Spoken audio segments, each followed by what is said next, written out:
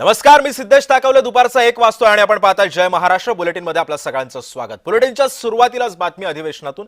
निवडणूक विभागाचा कारभार पारदर्शक नाहीये, निवडणूक आयुक्तांना पदावरून हटवा असं काँग्रेसचे आमदार नाना पटोले यांनी आज सभागृहामध्ये मागणी केली.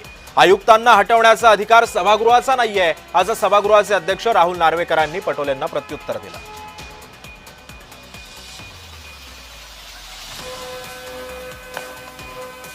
घटनेच्या कलम 243 क मध्ये नमूद असलेल्या स्वायत्त, निष्पक्ष व पारदर्शक निवडणूक प्रक्रियेच्या मूलतत्वांना बाधक आहे.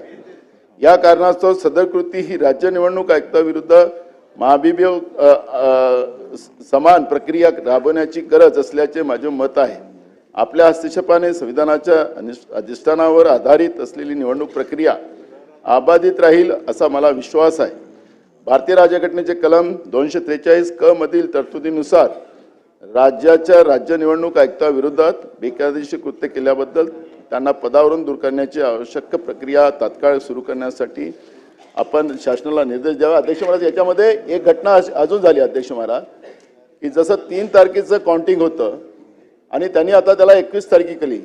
त्याच्यामुळे जे काही निवडणूक अधिकारी जे होते त्यांना जे वेळेवर पत्र गेलं त्याच्यामध्ये अध्यक्ष महाराज मी विशेष करून एक सालेकसाचं घटना त्या ठिकाणी झाली आणि त्या ठिकाणी निवडणूक आयोगाने जे काही वेळेवर पत्र. नाना भाऊ, मुद्दा काय आहे की पदावरून काढण्यासाठी आपण शिफारस करत आहात ना?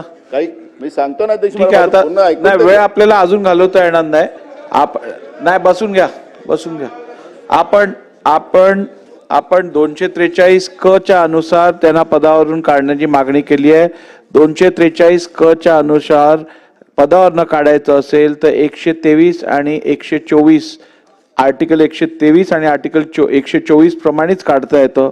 ज्या प्रकारे हायकोर्ट जजचं इम्पिचमेंट होतं तीच प्रोसिजर स्टेट इलेक्शन कमिशनला काढण्यासाठी लागू केली जाईल. ती या सभागृहाच्या अखत्यारीतला विषय नाहीये आणि शासन तर मुळीच तसं करू शकत नाही. त्यामुळे मला वाटतं या विषयावरती आपण आता अजून बोलणं अपेक्षित नाहीये.